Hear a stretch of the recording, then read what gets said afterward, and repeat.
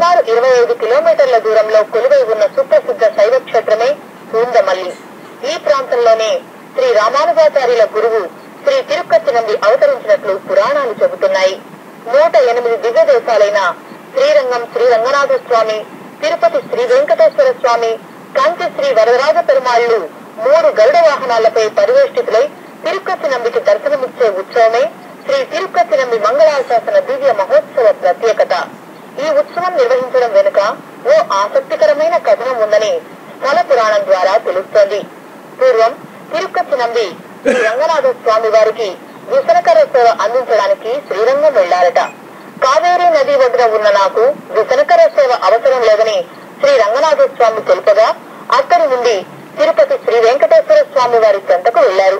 కొండపై చల్లని ప్రాంతంలో ఉన్న నాకు విసనకర సేవ ఆవశ్యకత లేదని తిరుక్కచ్చినందుకు తెలుపగా అక్కడి నుండి కాంచీపురం శ్రీ వరదరాజ పెరుమాళ్ సన్నిధిని చేరుకున్నారట. అక్కడ బ్రహ్మదేవుడు నిర్వహించిన యాగగుండం నుండి ఆవిర్భవించిన శ్రీ వరదరాజ పెరుమాళ్కు తిరుక్కచ్చినంది విసనకర సేవ నిర్వహిస్తూ అక్కడే స్థిరపడ్డారని ప్రతీతి.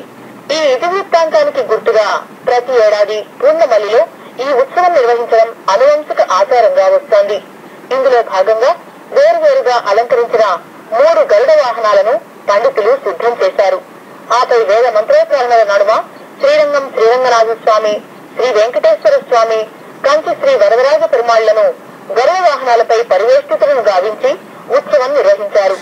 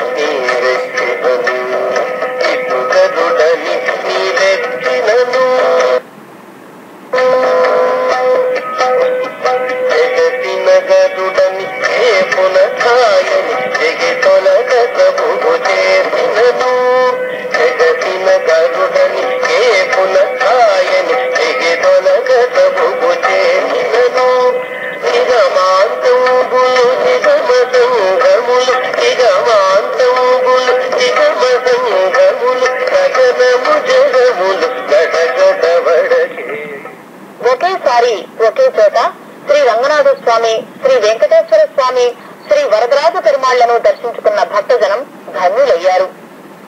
తమిళనాడు రాష్ట్రం కుంభకోణం సమీపంలోని స్వామిమలైలోని శ్రీ స్వామినాథ స్వామి ఆలయంలో చైత్ర మాసోత్సవాల ధ్వజారోహణంతో వేడుకగా ప్రారంభమయ్యాయి. ఈ సందర్భంగా వేద పండితులు ధ్వజస్తంభానికి విశేష అభిషేకాలు నిర్వహించారు. చైత్ర మాస విశేషాలను చూద్దాం. కుంభకోణం సమీపంలోని స్వామిమలైలో వేంచేసి ఉన్న తమిళుల ఆరాధ్య దైవం శ్రీ సుబ్రహ్మణ్య స్వామి.